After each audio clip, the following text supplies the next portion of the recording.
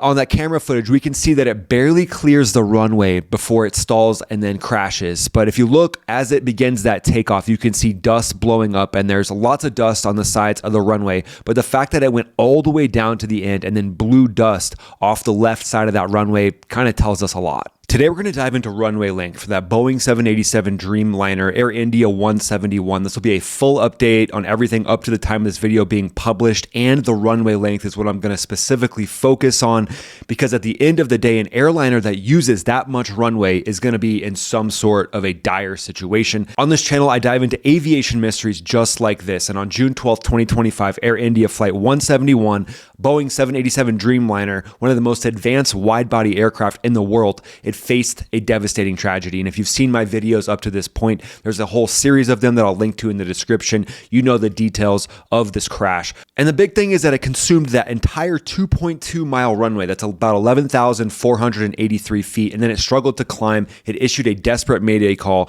and then it slammed into a residential area just off the departure end of the runway. So obviously a critical loss of power and thrust. The cause is being investigated, guys. Experts are probing. They're looking for engine failure, possible fuel contamination, and other factors. So that investigation is ongoing. I'm a former F-15E combat fighter pilot, F-16 Thunderbird pilot, A220 Airbus pilot, and 737 Boeing airliner pilot. So I'll be diving into this from my experience, and then I'll do a video later that dives into your questions. So put questions in the comments of this video. But today we're diving into why Flight 171 needed the full runway. That's the big thing that I want to get out of this video. We're going to dive into some subtopics that kind of lead back to that, but we want to talk mainly about that runway length. So we're going to explore engine issues, incorrect weight calculations, improper thrust settings, misconfigurations of the flaps, hot fuel risks, and we'll actually talk about some airliners that have encountered massive issues due to those hot fuel risks. We'll talk about vapor lock and how that could basically starve the engines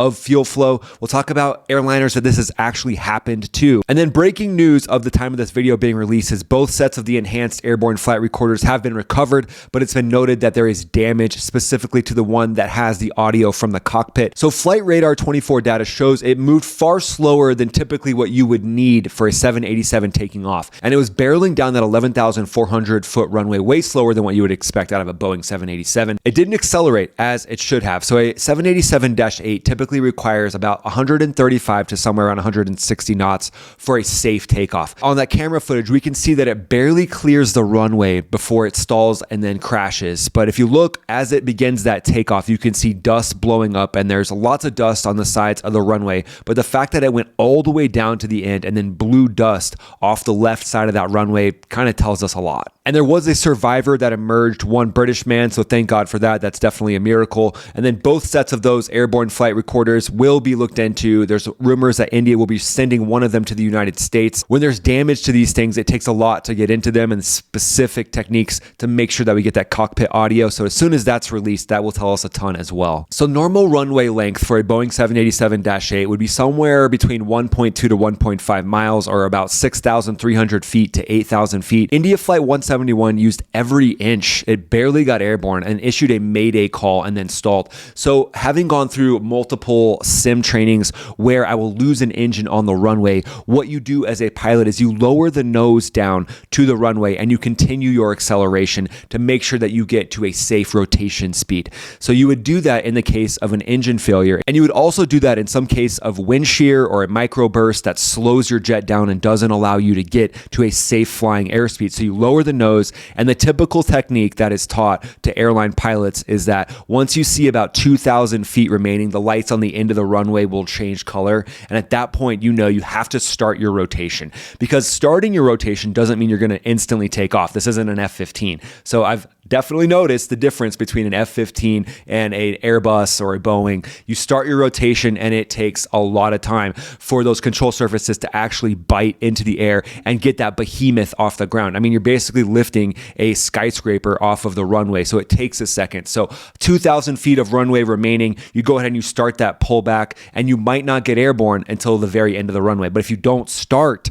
prior to that 2,000 feet, now you're putting yourself in a position where you might not take off prior to the end of the runway and you're going to go off the end. And then that's when all bets are off. Your gear are going to start hitting runway lights or whatever's on the departure end of the runway, and you likely won't clear any towers, cranes, or buildings that are in the buildup area, in the population area that's outside of the runway environment. So you have to start that rotation at 2,000 feet. So likely these Air India 171 pilots began that rotation, and then they were able to get airborne at the final brick of the runway. So that last brick, they started the rotation, they were airborne by the last brick. So that definitely tells us that we've got some sort of thrust issue going on, and we're going to dive into all the specifics of what that could be. So the laundry list of it would be some sort of engine failure issue, incorrect flap setting, or weight and balance issues. The weight and balance issues can be interesting. The pilots typically input those themselves. They're computed by a dispatch office, but then the pilots actually type them in. So we'll talk about that. And there's thrust settings that you can type in as well. Sometimes those are sent directly to the jet. Sometimes the pilots type them in. So that's a threat there where the incorrect settings could be typed in.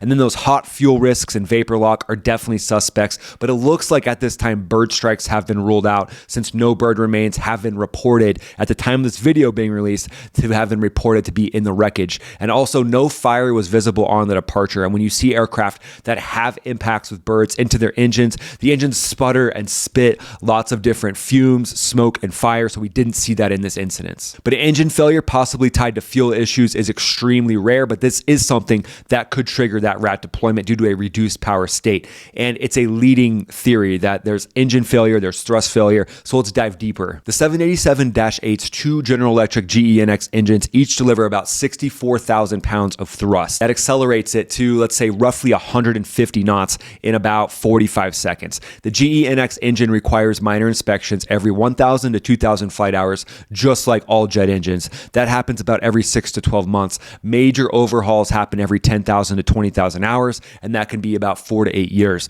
So servicing occurs between overhauls, and engines are typically replaced after about 15 years or 30,000 flight cycles, unless there's severe damage or some sort of weird event that happens that necessitates an earlier replacement. And we'll get to those maintenance issues as we dive further into what could have caused this. There's actually a release from Air India about when those engines have been replaced as well. So to me, that rules out a complete dual engine failure that took place on the runway. There was some thrust being provided, which is kind of that weird gray area as an airline pilot, where it would be really obviously in this situation nice if both engines just crapped out on the takeoff roll prior to your V1 speed. That's your decision speed. So you know, okay, this aircraft's not going to fly. I know we're going to stop. But you get into that gray area when you have that engine failure just before, right at, or after your failure speed. If it's after your failure speed, your decision speed, then you're going to go. You're just going to keep flying.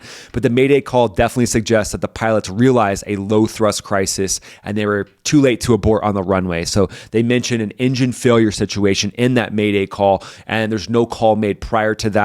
There's no discussion yet that we know of, since those black boxes haven't been released. So I want to talk to you about some fuel issues, and I want to start by giving you the example of a 2020 incident of an Airbus A321 that happened at London Gatwick Airport in the UK. So shortly after takeoff from runway 26 at 12:09 a.m. at about 500 feet, the left engine on this Airbus A321 crapped the bed. Number one engine surged. Flames poured out of the tailpipe of that number one engine. The crew declared an emergency. They declared a Mayday, and then 47 seconds after takeoff, they turned right for an immediate return to the runway. And that's something as airline pilots you definitely brief up. So prior to pushing back from the gate, you talk about, all right, if we have to immediately return, here's the best option, here's the best runway, here's the best approach that keeps us clear of terrain. So this crew, noticing that their left engine, they're noticing surges on their engine control page. They're seeing that this engine is having an issue. That is an immediate decision-making point where you decide that you're going to have to try to early return. But this aircraft reached about 3,600 feet, and then the right engine started to show intermittent stalling as it's making its turn back. So the pilots realized, okay, both of our engines are having an issue. But the key here that likely saved everyone's life is the fact that they reached 3,600 feet. So they had altitude to play with. When you have that altitude to play with, now you have that potential energy. So you're up high and you can turn that altitude into airspeed, and airspeed is life. So that's kind of how we think as pilots. Once you have that high enough potential energy, now you're in a bit of a safer place, but you still need to get the jet on the ground, especially if you're seeing surges in that number 2 engine. And then the pilots found that the engines were stable at a low thrust setting, so about 50% or so in 1, which is the RPM, and that's insufficient for a safe flight path. You might go to that thrust setting in a descent when you're just totally cashing in all your energy from 30,000 feet, but 49% is not something you can work with when you're in the climb out phase and you're close to the ground. But they had a light load, it was clear weather, and the airspace was quiet, so they were able to make that immediate right-hand turn. They had no injuries with the 7 crew that were aboard. This was said to be a reposition flight, so there weren't any passengers on board. But the UK AAIB, that investigation board, determined that there were engine malfunctions that resulted from fuel system contamination. And then the investigation board in the UK formed a biocide task force for research to make sure this wouldn't happen again. But this incident highlights that weird things like the biocide task force needs to step in to make sure that fuel incidents aren't happening. But this highlights fuel incidents and contamination risks. Fuel is so important. There's so many task force that are dedicated to making sure that the fuel is good. This is a massive risk. I mean, if you have a car that gets bad gas, it just, it's not going to run. I've had this happen to me before. Honda Civic back in the day. This bad boy wouldn't run due to getting bad gas from a brand name gas station. And I asked the attendant about it after I walked back to the gas station, about a mile walk back, as my car completely sputtered out and wouldn't go any further. And he was like, "Oh yeah, sorry, that happens from time to time. We'll get a truck that just has bad fuel on it." And unfortunately that happened. Obviously this is super serious when it comes to aviation, because you can't just pull these jets over to the side of the road. There's critical phases of flight. And even if this happens up at altitude, you're in a critical phase of flight, because trying to glide an airliner down with engines that aren't functioning properly, it's not something that's taught. It's not something that's taught often anyways. We talk about it and discuss it, but this is a maneuver that's meant for an F-16, and that's called a flame out approach, an SFO, a simulated flame out approach. So aircraft that run into fuel issues can create deadly situations. So this could definitely have been one of the potential issues with Air India 171. But let's dive into some engine failure scenarios that could result from fuel issues or something else. So first, I want to talk about single engine failure. So one engine failing, perhaps from debris, let's say, or some sort of issue that just caused it to fail, that leaves only 32,000 pounds of thrust left. The 787 is going to need more runway if it has an engine failure to get up to the takeoff speed, because you've got less thrust pushing that massive beast down the runway. So now you need a longer runway to get it up to the speed you need for rotation. So that heavy plane, it could potentially use all 2.2 miles, and the pilots are going to fight it with yaw, especially as you have one good engine. The rat should deploy with a low thrust situation, and then the mayday call reflects some sort of engine failure realization.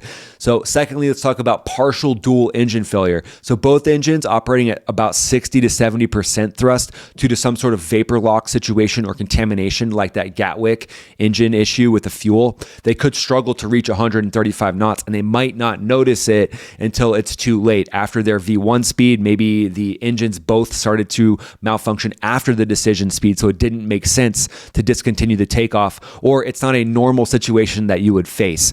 Typically after V1, you're going to go, and that's even with one engine still working correctly. So if both of these engines suffered some sort of reduced thrust scenario, this would be an insidious situation for the pilots that would just be a really weird corner to be squared into. And then third, let's talk about single engine failure that escalates into dual failure. So if one engine fails, then the other will get you airborne, somewhere probably around 130 knots, but you have to make that decision after the V1. So if it happens prior to V1, you might not be able to get up to that 130 plus knots for the takeoff. So if that was misdiagnosed, and I go into depth on that in some of my other videos, then you might put yourself in a situation where you can't get flying airspeed, at least enough to stay airborne. But the fact that it did get up to 625 feet, that tells me that likely they diagnosed this correctly. Again, there'll be a full investigation, but I'm going to give credit to the pilots on this one. This could be a weird situation where that one engine fails, and then you have the good engine that you thought was providing thrust for you that then fails as well. And that could be to some sort of overstressing situation.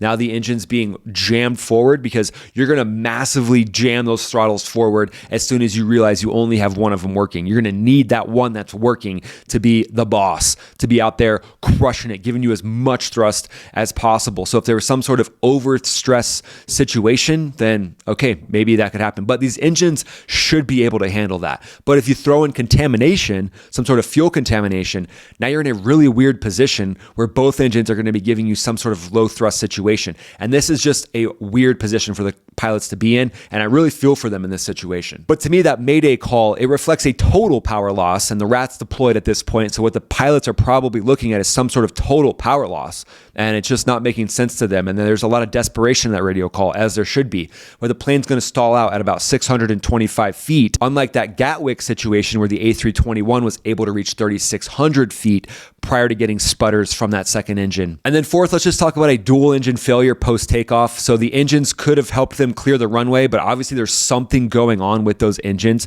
to have to use the entire runway. And then they could have failed after liftoff, right at that point that we saw. So contamination or some sort of mechanical issue could have made the rat deploy because of the low power situation, basically a complete loss of electrical power due to those engines not turning anymore. The rat will deploy, and then the Mayday calls signal some sort of engine failure. So let's say they had some sort of partial engine working prior to that point and then a dual engine failure after takeoff. And at 625 feet, you don't have a lot of options. You can barely turn at that point. So it puts the pilots in a really bad situation. So what could have triggered these low power situations that we just discussed? So I want to discuss hot fuel. So around 104 degrees Fahrenheit is what this aircraft was facing as it was sitting on the tarmac and then getting ready for takeoff. So could that cause vapor lock? Well, the 100-ton fuel load is definitely under scrutiny, and people are looking at it and they're trying to see what was the cause and could fuel have been an issue. The survivor did claim that he heard a loud bang, so that could suggest some sort of a compressor stall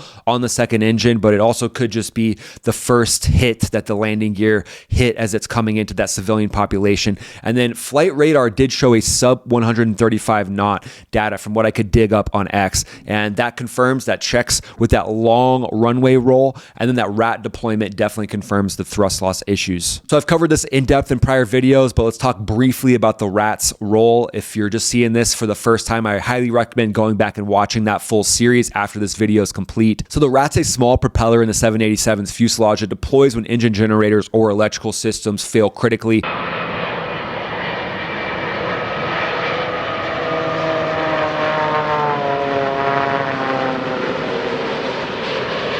Activation confirms that catastrophic power loss that we've discussed from an engine failure or basically a system collapse that will be revealed after the investigation.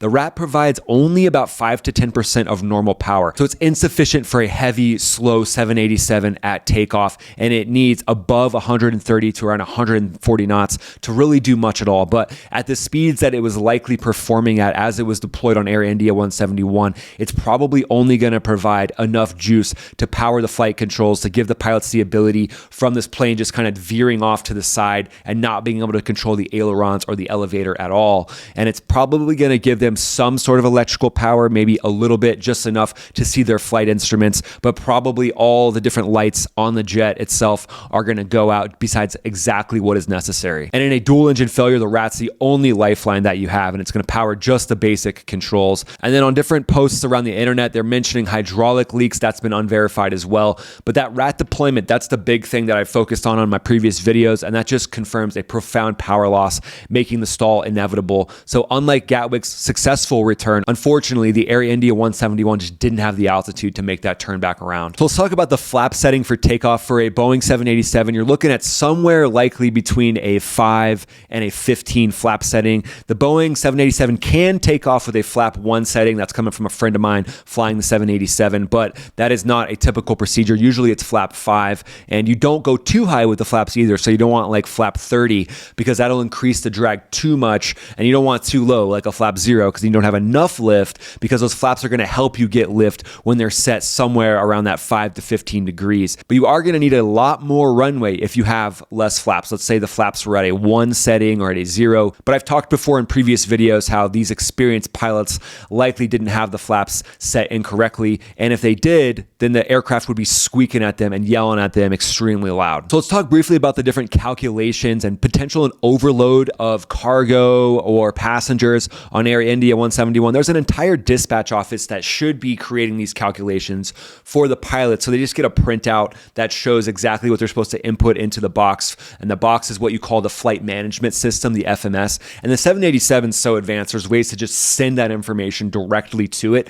So the pilots don't even have to touch it or mess with it. And that's just something extra that the airline can pay for. So if Air India paid to have that data just zapped to the box of the FMS for the 787, it would just be in there. So it probably reduce the ability for miscalculations, but there's also the chance that the pilots get the printout and then just have to put in the information. So let's say if on accident they entered 200 tons instead of 230 tons, now the jet thinks that the aircraft is actually lighter than it is. So maybe it changes the thrust calculations for a lighter aircraft when it's massively heavy. That could definitely disrupt the takeoff roll, and the FMS, that flight management system, is not going to understand exactly what's happening. It's just going to keep the thrust low, and that might look really weird to the pilots. That could be a very insidious mistake where you don't even notice it. It's just a tiny little number mixed into a whole bunch of different numbers, but it reduces your thrust on takeoff. So I'm sure that'll be something that'll be looked at as well. And then making sure the ground crew actually put in the jet what was supposed to be put in the jet so that all the numbers are correct. That'll all be looked at. And then derated thrust settings is kind of what I'm getting at with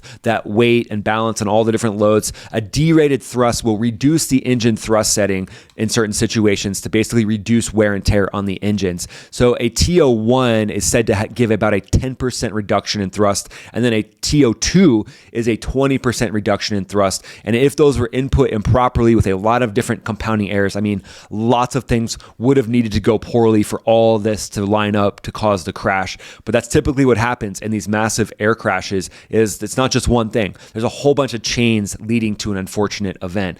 So you team up some sort of miscalculation of the weight and balance, some sort of miscalculation of what was actually put on the plane, what was put in the FMS, that flight management system, and then a TO1 or a TO2, a derated thrust being improperly put into the jet could produce a situation where you've got too little power. And then if you're rushed as an airline pilot, this is something, just a public service announcement for airline pilots to not rush. You can always set the parking brake, make sure everything's done correctly. And again, I'm giving full credit to these pilots until proven otherwise. I'm sure they did everything they could, but this is just a reminder to all pilots out there that you can just set the parking brake, make sure everything's good to go, make sure everything's set, and make sure that your FMS, your flight management system, has all the correct takeoff data, landing data, etc. And as a public service announcement as well, when you're tired and fatigued, you're not going to do these things quite as well. So public service announcement for airline pilots: if you're tired and fatigued, don't fly, call in fatigued, and there's procedures for that around the world. And there's been talks about cargo shift. So if there was an aft CG, center of gravity, maybe it didn't allow the aircraft to begin its takeoff when it needed to.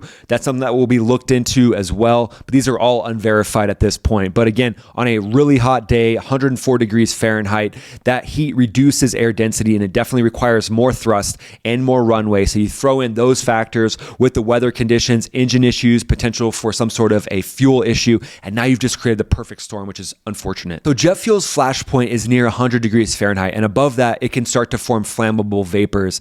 On a Metabod's 104 degree Fahrenheit tarmac, Flight 171's 100 tons of fuel, roughly 33,000 gallons, definitely got hot. Did it get hot enough to create vapors to disrupt fuel flow? That's the question of the day. But if it did, it could create a vapor lock, and that can cause disaster to strike. So let's explore this risk a little more with some historical cases, and we'll talk about vapor lock and hot fuel basics. So planes on a tarmac, they absorb heat, and that raises fuel temperatures. So partially filled tanks can produce more of these vapors because there's more space in that tank to actually let the vapors form and create. So at 104 degrees Fahrenheit, that fuel is exceeding the flash point, and that can risk performance issues or power loss. And that power loss could have triggered the RAT deployment. So there are some historical cases where something like that has happened, and that's TWA Flight 800 that happened in 1996.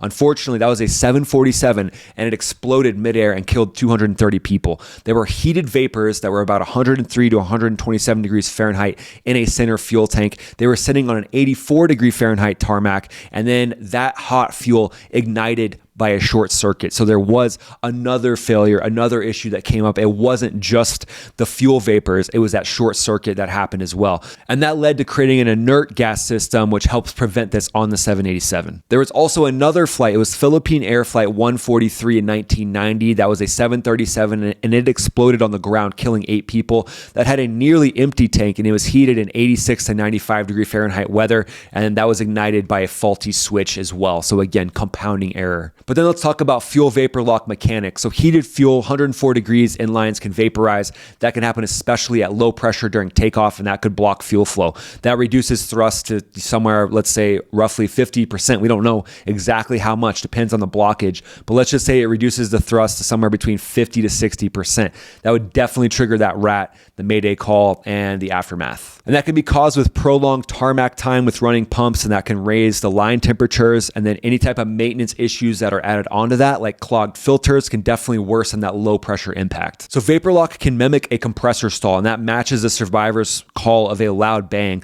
Pilots likely issued the Mayday call as thrust began to drop off. The 787's high pressure pumps are built to prevent vapor lock, but if there's some safeguard that malfunctions, could that have actually allowed the vapor lock to continue? So without that explosion, it seems safe to say that it's not the exact same issue that those aircraft had, since there was no explosion like both of them had, but vapor lock could have reduced the thrust. So without that violent explosion, maybe it just reduced thrust and fuel flow in the different fuel lines, and that contributed to what looks to be a sub 135 knot takeoff speed, and then that RAT deployment and the Mayday call. And then some quick updates. On June 20th, Air India's chairman noted that speculations about human error, engine issues, the maintenance lapses, all those things are being looked into, but he did give credit to the pilots. Highly experienced, very well-liked pilots from what he said. I love hearing that. I love giving credit to the pilots until, information presents itself. But at the end of the day, even if information comes up that there was some human error involved, I bet these pilots were fighting to the very end. And then the chairman did confirm that the right engine was replaced in March of 2025. That is a bit recent for a GE NX engine. Those engines typically last somewhere between 15 to 20 years or 30,000 cycles. And then the left engine was serviced in March of 2023, and that was within the 1,000 to 2,000 hour inspection norms. So nothing really seems like a red flag or out of the ordinary there. So we've gone in pretty deep now on the takeoff roll. Singular engine dual failure caused by vapor lock, fuel contamination issues. This will all come out in the investigation, but it's said that investigation could take up to a year. So we'll be looking into that as things develop. Thanks so much for watching, guys. Really appreciate it. Throw your questions in the comments of this video, and I'll try to dive into those. As I dive further into this situation, I'll continue to give you updates, and as more information comes out, I'll give you updates as well. And then the best compliment you can give me is just watch this video right here that pops up right here. Watching that video helps me out a ton, and I would greatly appreciate it. This is Ryan, also known as Max Afterburner, also known as the fighter pilot next door. I'll see you on this video right here. This is me signing off.